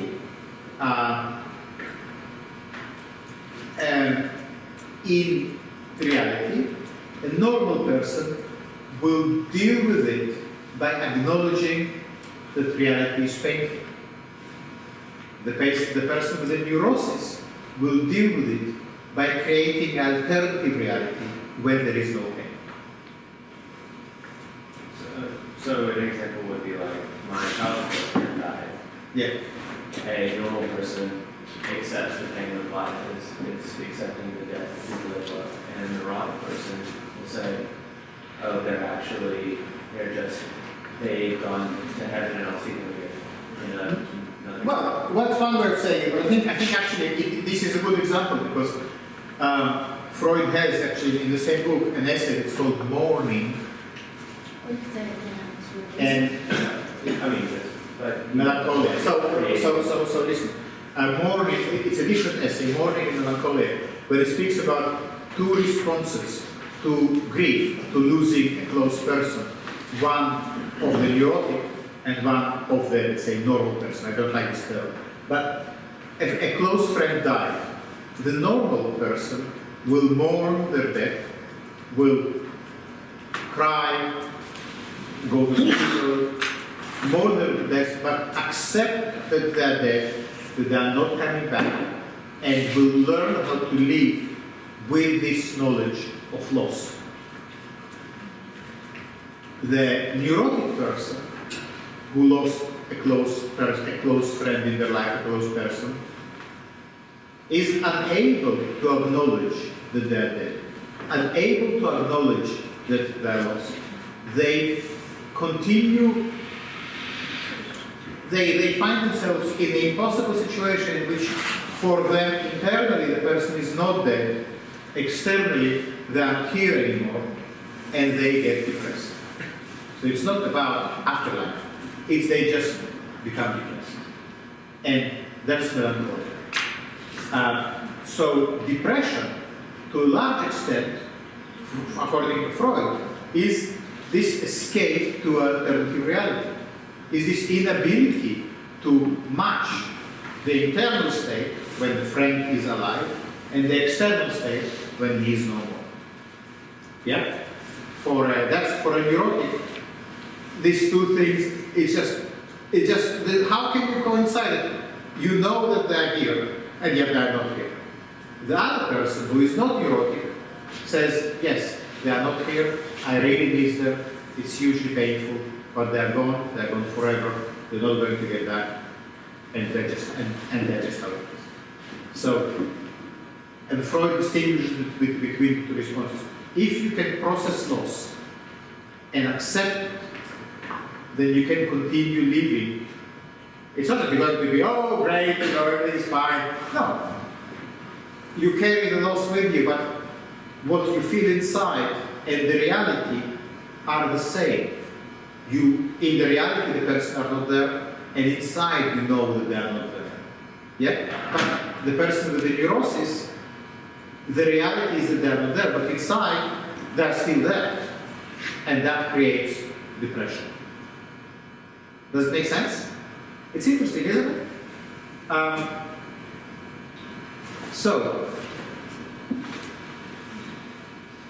And then, can you read the next sentence, please? And we are now confronted with the task of investigating the development of the relation of neurotics and of mankind in general to reality, and in this way of bringing the psychological significance of the real external world into the structure of appearance. Thank you. So there is two words here which I find the most interesting. I don't know if you think. 3 words.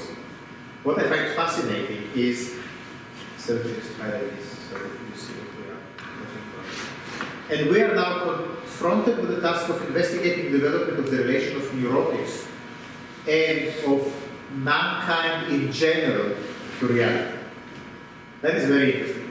So, because it seems that Freud says that in the same way that the neurotic escapes reality into the world of fantasy, mankind in general does the same thing. Mankind in general is not the healthy individual. The general, Dr. Freud, Professor Freud, diagnosed mankind as being neurotic. Yeah, I find that fascinating. And I wanted to say when you raised this question, Zach, that for instance, us continuing to burn fossil fuels, use plastics in our packaging, and do all these things we're continuing to do it, even though we know, without any shadow of a doubt, that this is destroying us.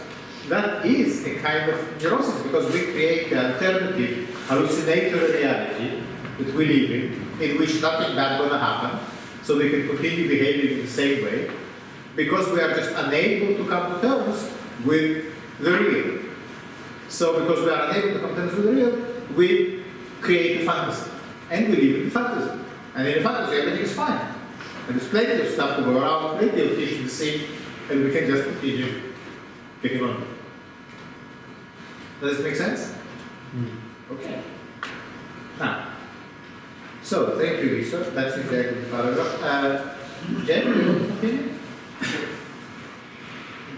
So the next section, in the psychology. In the psychology which is founded on psychoanalysis, we have become accustomed to taking as our starting points the unconscious mental processes, with the peculiarities of which we have become acquainted through analysis. We consider these to be older, primary processes, the residues of a phase of development in which they were the only kind of mental process. The governing purpose obeyed by these primary processes is easy to recognize. It is described as the pleasure-unpleasure, lust-unlust principle, or more shortly, the pleasure principle. These processes start towards gaining pleasure, psychical activity drawn back from any event which might arouse unpleasure. That's okay. So, in psychoanalysis, Freud says that we take as our starting point the unconscious mental processes, which we consider to be older primary processes. So what Freud is saying here, tell me if you understand it in the same way, is that if we go to the most primary mental processes, the primary process is very easy to recognize. If you think about the newborn baby, it's the most early processes available are not cognitive, are not mental, they are purely processes of pleasure and unpleasure. In the newborn baby, there are two kinds of responses. Things that give pleasure, things that give unpleasure.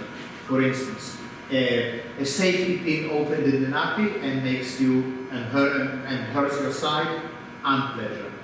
A breast full of milk, pleasure. Yeah?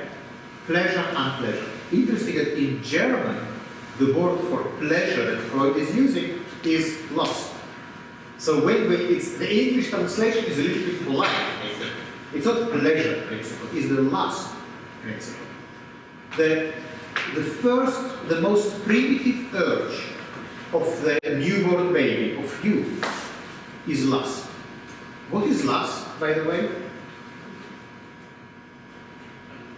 What is lust? Lust. What is lust? Lust. Desire. What kind of desire?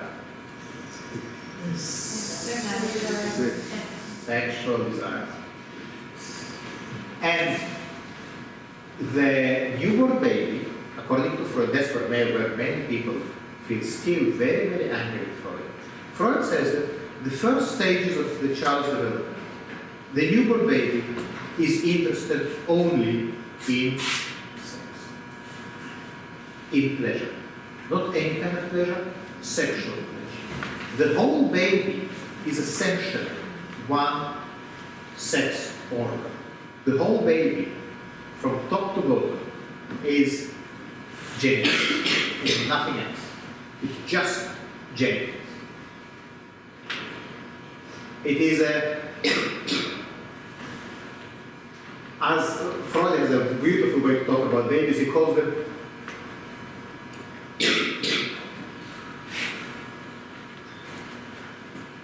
polymorphously perverse. It means that the baby is a kind of pervert for whom all parts of their body are sources of sexual pleasure. So the baby is polymorphously perverse. Now, that doesn't mean the baby is lying there looking at the mother or the nanny and says, oh, I could do that. It's not like that. It's the baby's eroticism is directed purely towards their own body. It's completely autoerotic, another very nice word.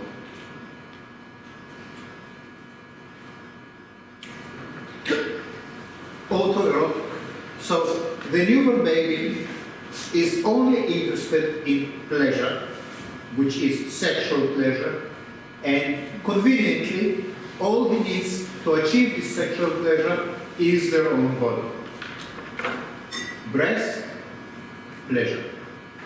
Defecation, pleasure. Warmth, pleasure. Tongue sucking, pleasure. Kiss. Well, I don't, but it takes them a while until they get to a stage where they can kiss someone. Yeah? But physical contact with the mother, pleasure. Definitely. But what is important is that the most primary function of the organism is pleasure and pleasure. So, Freud gives you the most basic way to understand how the organism operates. The first category you learn as a child is that some things give you pleasure, some things give you displeasure. And I'm not using the word pain, but just absence of pleasure or displeasure, lust and lust. These processes strive towards gaining pleasure. Physical activity draws back from any event which might arouse unpleasure. And now, this is interesting, our dreams at night and our waking tendency to tear ourselves away from distressing impressions are remnants of the dominance of the principle and the proofs of its power. So, the way we are at night, still as adults, takes us back to the way we were as babies, only operating on the pleasure, displeasure spectrum. And he says, Freud says, the way we turn away from unpleasant memories, you know how people say that you never remember how painful was the birth. Because if a woman could remember how painful it was to give birth, you wouldn't want to do it again. But somehow, we tend to forget the most painful. Yeah? Does it make sense? That painful experiences, immediately after they happen, they lose their potency. And our tends to tear ourselves away from distressing impressions. It reminds us of the dominance of the pleasure principle in our lives as little babies. Okay.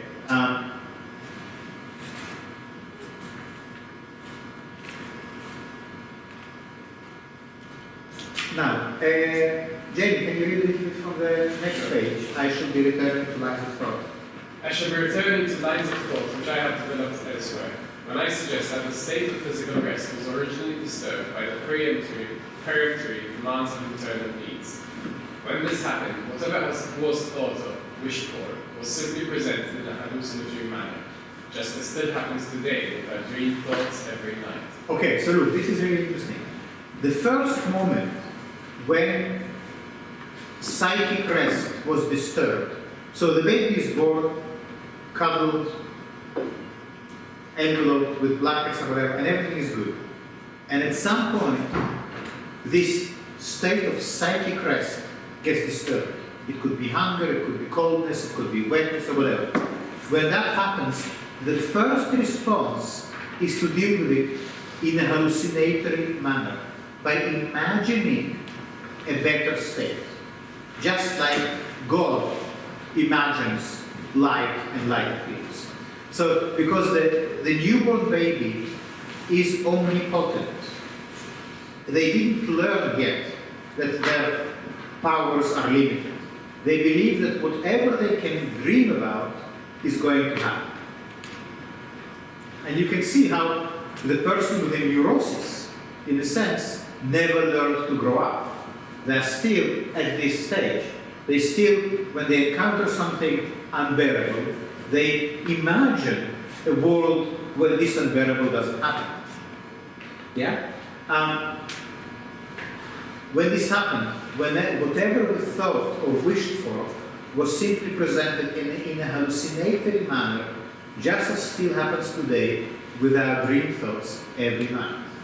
So every night in our dreams, when we encounter a problem in a dream, we solve it by dreaming, not by actioning it out, by hallucinating a solution. Does it make sense? Okay. Now, there is a very interesting footnote here. I think it's the third one. And Jamie, can you continue from it was? It was only the non-occurrence of the expected satisfaction, the disappointment experience, that led to the abandonment of this attempt at satisfaction by means of hallucination. Instead of it, the physical apparatus had to decide to form a conception of the real circumstances and the external world, and to endeavor to make a real alteration in them. A new principle of mental functioning was thus introduced. What was presented in the mind was no longer what was agreeable, but what was real, even if it happened to be disagreeable. Okay, yes, just one sentence. This setting up of reality principle proved to be a momentous step. Okay, so here we have the two basic principles, the pleasure principle and the reality principle. So the pleasure principle is what the baby is born with, and at first, when something happens in their environment is unpleasant, they attempt to deal with it from within the pleasure principle. And it's only when hallucinating a solution, hallucinating being fed, hallucinating being dry doesn't help, then the organism realizes that they need to somehow deal with the external reality, not only by hallucinating a solution, but by intervening in it in a physical way. And yes, It's a bit like how traumatic men losing their hair can be, they can get hair transplant or aging, some people then get plastic surgery, but they can be traumatic and they hallucinate reality and they... exactly. Yeah. That's why he said, I mean, he diagnoses this condition of neurosis as a universal condition of mankind. It will be very interesting to see later on, if we get to that, how in the anti-psychiatry movement, people like R.D. Laing say being mad or being neurotic is actually a logical response, a rational response to a world that is bonkers. Yeah, but we'll come to that at a later date. What is really interesting here is this footnote number 3, one of the most interesting footnotes, I think, in the history of psychiatry. And could, so let's read now. Is it okay? Yeah. The footnote number 3? Thank you. I will try to simplify the various schematic accounts with some further detail. It will rightly be objected that an organization which was a slave to the pleasure principle, neglected the reality of the external world, could not maintain itself alive for the shortest time, so that it could not have come into existence at all. The employment of a fiction like this, however, is justified when one considers that the infant, provided one includes with the care it received from its mother, does almost realize a cycle. Yes. Psychical. Psychical system of this kind, yes. Of this kind. It probably hallucinates the fulfillment of its internal needs. It betrays their pleasure when there is an increase of stimulus and an absence of satisfaction by the motor discharge of screaming and beating about with its arms and legs, and it then experiences the satisfaction it has hallucinated. Later, as an old child, it learns to employ these manifestations of discharge intentionally as a method of expressing its feelings. Since the later care of children is modeled on the care of infants, the dominance of the pleasure principle can really come to an end only when a child has achieved complete psychical detachment from its parents. A neat example of psychical system shut off from the stimuli of the external world and able to satisfy even its nutritional requirements artistically to use I don't know how to say his name. But just read the next sentence. Is afforded by a bird's egg with its food supply enclosed in its shell. For it, the care provided by its mother is limited to the provisional form. Okay, thank you. I think it's enough. So what do you think about this footnote? Did it make any kind of sense to you? What do you think is being said here? Is it difficult? It is difficult. Any specific words, or just too many of them? Too many. Requirements autistically. Sorry? I'm kind of stuck on where I'm able to satisfy even its nutritional requirements autistically as opposed to. Well, autistically in that case, it doesn't mean like autism, but it means internally. Without relying on the external world. So if it takes the egg as the example of a system, it is completely autistic because it is totally enclosed.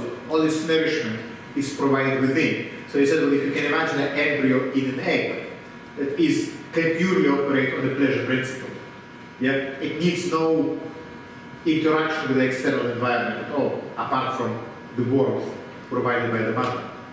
Yeah. Now, that's Freud really kind of draws from whatever he can in order to give us, to substantiate the argument. But the way he brings in the newborn baby, he says, of course people will object that a system or an organism that is operating only on the pleasure principle cannot survive even a second, because you cannot hallucinate yourself out of trouble. But he says, if you think at how a newborn baby operates, That's exactly how they work in their environment. The newborn baby response, the first response to a problem is hallucinating a better state. Yeah? Now, those of us who, don't we do it all the time? It's kind of interesting to think about it in relation to, for instance, going home in the evening, plunking yourself in front of the television and switching Netflix on. Yeah? How do you deal with your unsatisfactory reality? You plug yourself into a hallucinatory reality. Yeah? In this hallucinatory reality, for a few hours, you are superhuman, super beautiful, super sexy, you have fast cars, hair, various things. Yeah? And we'll do it. Yeah? So you see how this Freudian model can be really helpful in terms of looking at what is actually going on. How it really explains what is it about, for instance, media that is so addictive. It fills a hole in our selves. It brings us back. It reminds us of how things used to be when we were newborn. When you were newborn, according to Freud, you were omnipotent. Any problem you had, you could solve by imagining a better world. Yeah? If you think about what it, for instance, means to be a celebrity or a very rich person, yeah? It basically means, again, when you are a celebrity or a multi-millionaire or a billionaire, whatever, you find yourself back in this state of a newborn baby, when whatever problem you encounter, you can solve just by wishing it to get better. You don't need to do anything. You can just wish it. And so, let's say, why celebrities are used to advertise coffee, for instance. I don't know, Nespresso. Who is the face of Nespresso capsules? George Clooney, yeah? So,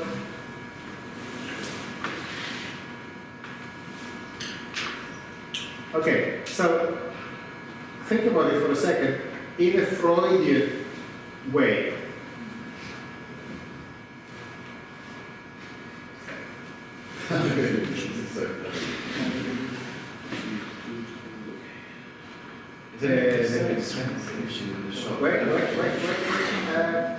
okay, sound. I think we learned about sound.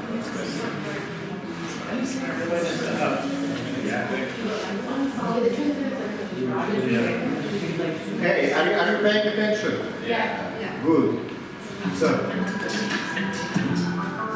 wait.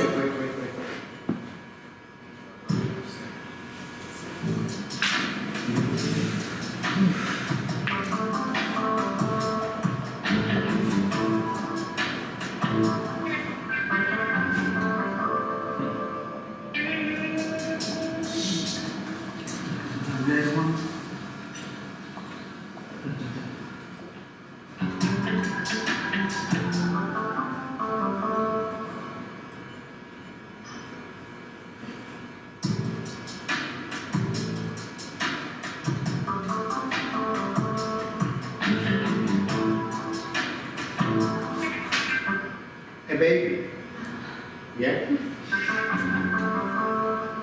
The milk is coming out from the breast. Excuse me, I'm sorry. Do you mind if I... Of course.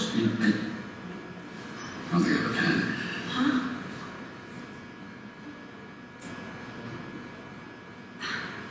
I just want an espresso. Yeah.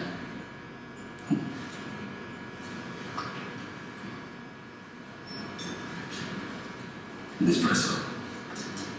What else?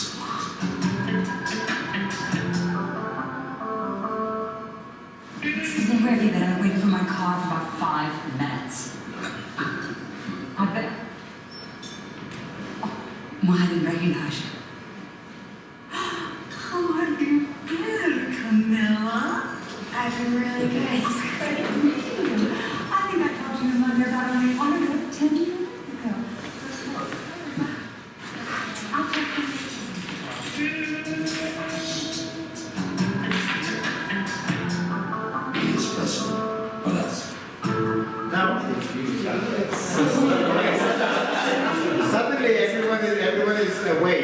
Maybe we should start with George Clooney instead of ending with it.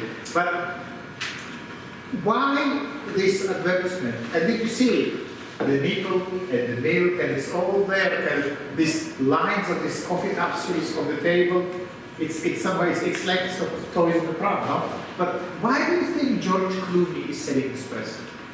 Answer. Because a celebrity is basically someone who spends their life enjoying themselves. That's your role as a celebrity. Quite a tough one. In my mind.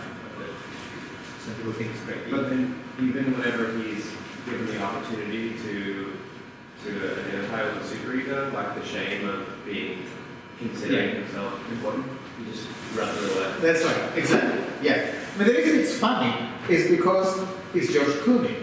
Yeah? And suddenly the film kind of portrays him as people don't recognize who he is. But the whole point of a celebrity is like the gods in Greek mythology. They are just enjoying themselves all the time. And why we love celebrities? Because we don't enjoy ourselves all the time. Our lives are quite difficult and hard and painful. But we have these ideal figures, and we can come home and watch them. And in that way, we spend some of our life in this hallucinatory reality where we do nothing else but enjoying ourselves, when we are omnipotent. Yeah? If George Clooney wants his house cleaned, do you think he needs to get the Hoover out? No, he just needs to click his fingers and the house will get clean. If he wants to spend, a weekend, in the Caribbean, he just needs to whisper the wish and it happens. Yeah? And we all want to be in that stage because we used to be like that. That's what was taken away from us. We used to be, as babies, in exactly the same mental state when whatever we want, we just happened because we wanted it. I just wanted to see the tragedy of what we lost. And also, what art, in a different way to the celebrity culture, is doing, but in also slightly similar way. Celebrity culture gives us this escape into a fantasy world where, like the neurotic patient of Freud, where we are living in a different reality in which we have full power over everything. But I'm doing something quite similar in a sense. It's also creating a different reality.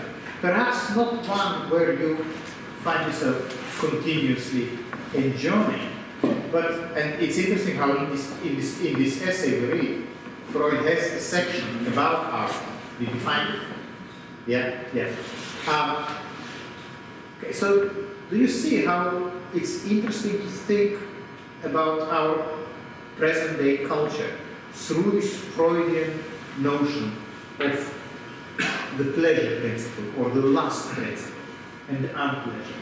And I thought it was just fascinating how this moment, and see how sexualized this experience of the coffee is. That I think is just, it's so atavistic. Do you know this expression, atavistic?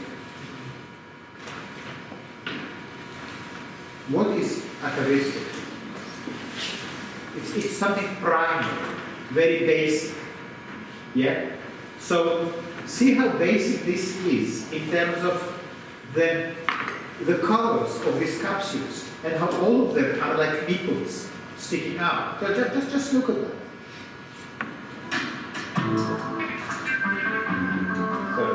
So.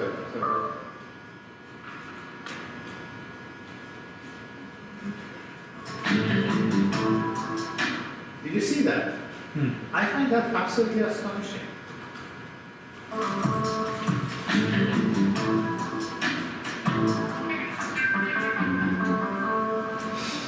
At this moment when he poses like, which part should I get? This sense of complete power. Yeah? That's why what we love him for. Excuse me, I'm sorry. Okay. So that's George Clooney and okay. Now.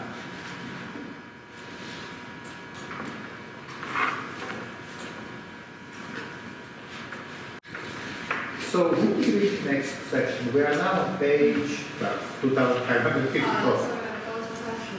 Yes. In the notes, it says to achieve complete psychical detachment from intolerance. This is from a child. Yes. How about the society, which is a system, like a system of society with their parents, like compared to a children? How? Can you explain? I didn't understand. So a child wanted to achieve the complete psychical attachment from his parents. Yeah. It's the reality principle set it up. Yeah. And how about the society? How about the society or the organization wanted to achieve the complete psychical detachment from its parents? What do you think? So the parents maybe Who are the parents in society? culture. Well, it's. What do you think? Who are the parents? The culture. Well, maybe the culture. Maybe it is the leader, like The Trump. leader. Yeah. Yeah, I don't know. The party is the party. Maybe. The daddy. I think in China, the Communist Party is very much like the superego. No? Yeah. The superego. In terms of very much telling you what and taking a lot of responsibility. Yeah? I think I think you got to make, have you been to my lecture last year in the Tate? Is it last year? Yeah, I think it was last year when I spoke about fascism. That was the long time with the robotics. Yeah, fucking machines. Yeah. When I spoke about how fascism happens according to Freud, and what Freud says is that what happens is that when people are living in an environment that doesn't allow them to express their desires freely, in an environment that is restricted, when they are told, well, it's not okay, you have to live with just one person and have sex with just one person in your life. It's not okay well, sex is anyway not a good idea, and you need to be modest, and you need to basically only reality principle, as little as possible pleasure principle, preferably no pleasure at all, because it's all dirty. When people are living in this environment that is very restrictive and denying pleasure, then when a person appears that is complete opposite, it's just about pleasure and enjoyment and doing all the things that you are not supposed to, you get very attached to them. You project all your repressed desires onto this person. And that's how people start to follow a fascist leader, like Trump or Hitler, because they absorb all this libidinal sexual energy that is repressed. We're not allowed to express it, but there is this one person who seems to do whatever they like. Fuck whoever they like, do whatever they like, and then we project all our desire onto them, and then we become kind of hypnotized. It's really quite interesting, and Freud speaks about it in his essays on narcissistic personality. Yes. Question. It's not related. Okay. Then leave.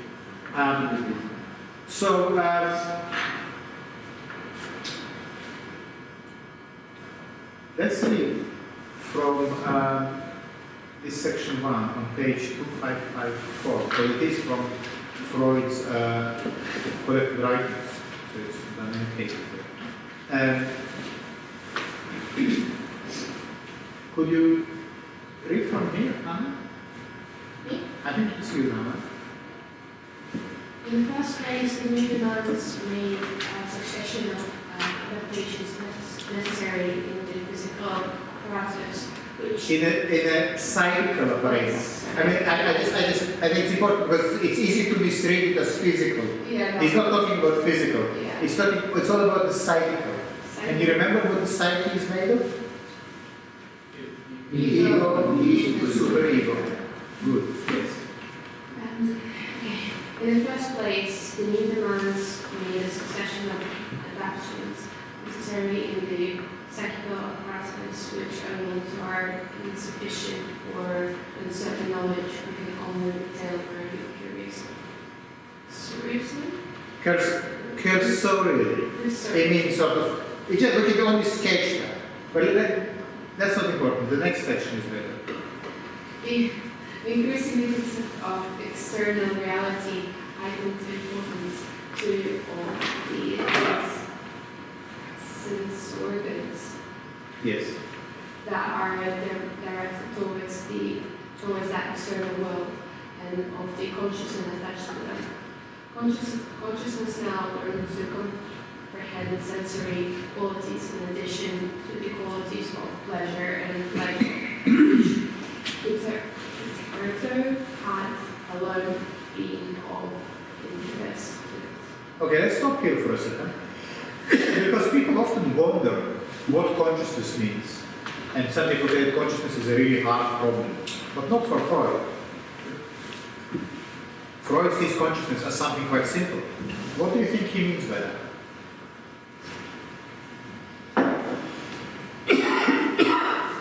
So, yeah. Sensory qualities. Exactly. So, we have this little newborn organism that only operates on pleasure and unpleasure. But then something happens in the external reality. It's getting cold in the room, for instance. The mother left the room. That causes displeasure. The first response, the child imagines a better situation. Imagines the mother coming back and imagines warmth, but it doesn't help. So, suddenly, because the external reality becomes more important and you cannot deal with it through hallucination alone, the senses that perceive external reality start to get more attention. They become more important. Before, as long as the emphasis was only on pleasure and unpleasure, the senses were not that relevant. They only become relevant when you start addressing the external world. And then consciousness now becomes the mechanism that connects the senses, that basically deals with the input from the senses. Yeah? So consciousness is a mechanism that manages the input from the senses. That's simply what consciousness is. Yeah? And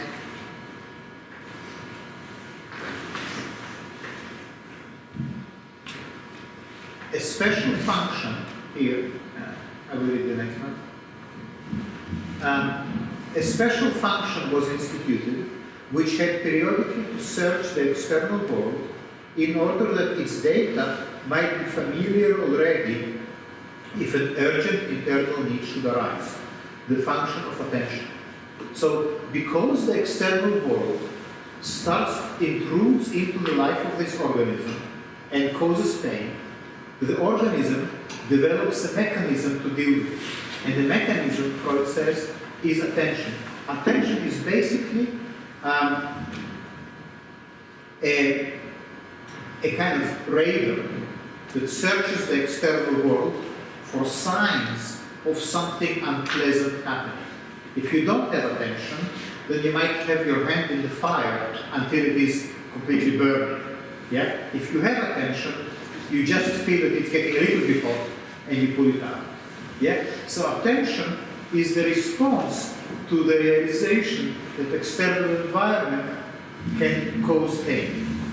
I think it's quite neat how Freud really takes these very basic functions that we are all familiar with and explains where they're coming from. And now, so your attention told you that when the hand gets hot, it means that there is a fire and you can pull it away. And then there is a new mechanism that allows you to store this experience. So in the future, you just see the fire and you don't put your hand there. And how we call this device? Memory. Right, yeah. So attention, so memory is a way to archive instances of attention for future reference. So at first, maybe not a very good example, but at first there is a fire, you put your hand on it, it burns, and you are in pain.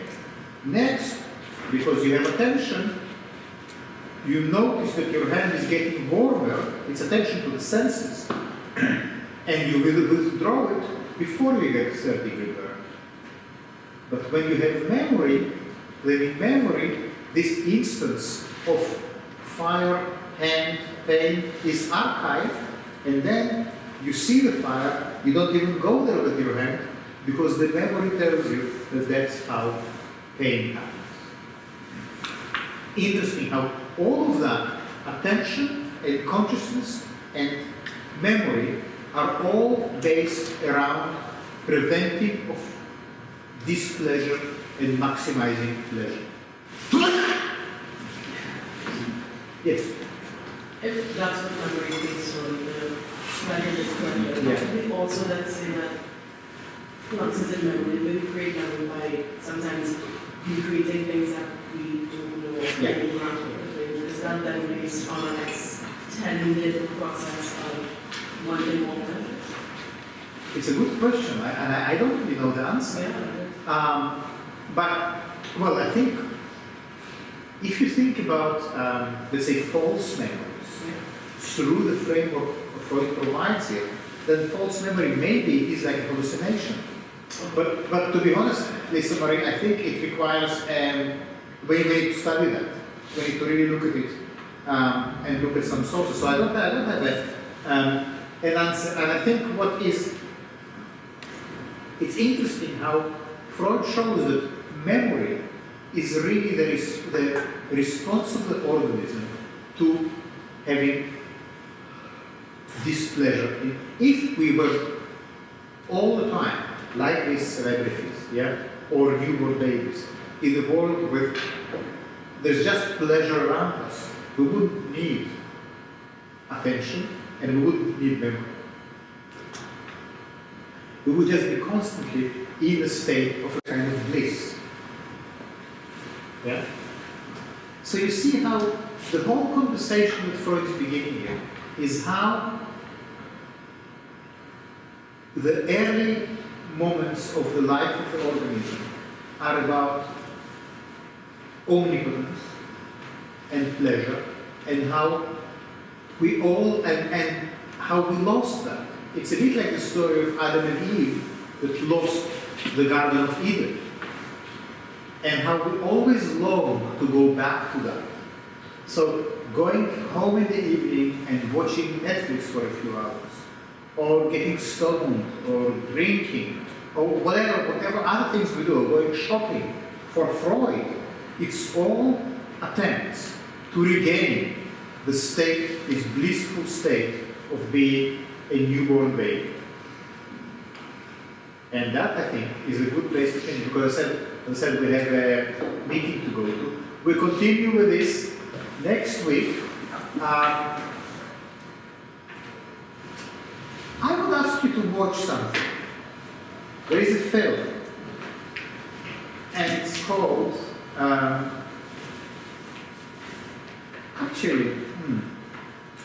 how many people here have Amazon Prime? Not many. Okay. On Amazon Prime, I will give you two things. On Amazon Prime, there is a thing that's called The Singing Detective. Anyone watch that? Not the American film, the British TV series. The Singing Detective. Now, if you can watch The Singing Detective, you can buy it as a DVD from Amazon, from second hand.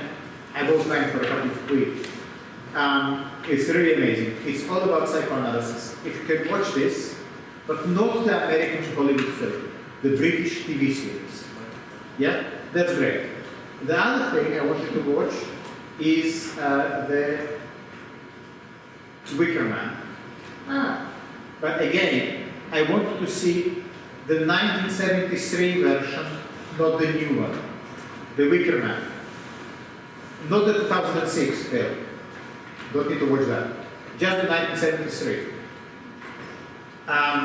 And I think you can find it on YouTube.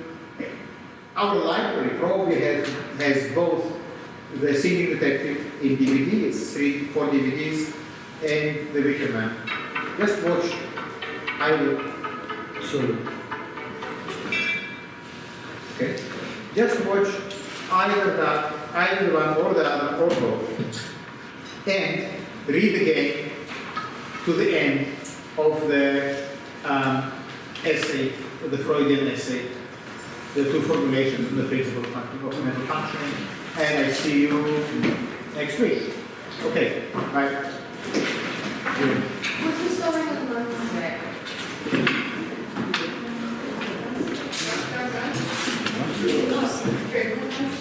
Yeah.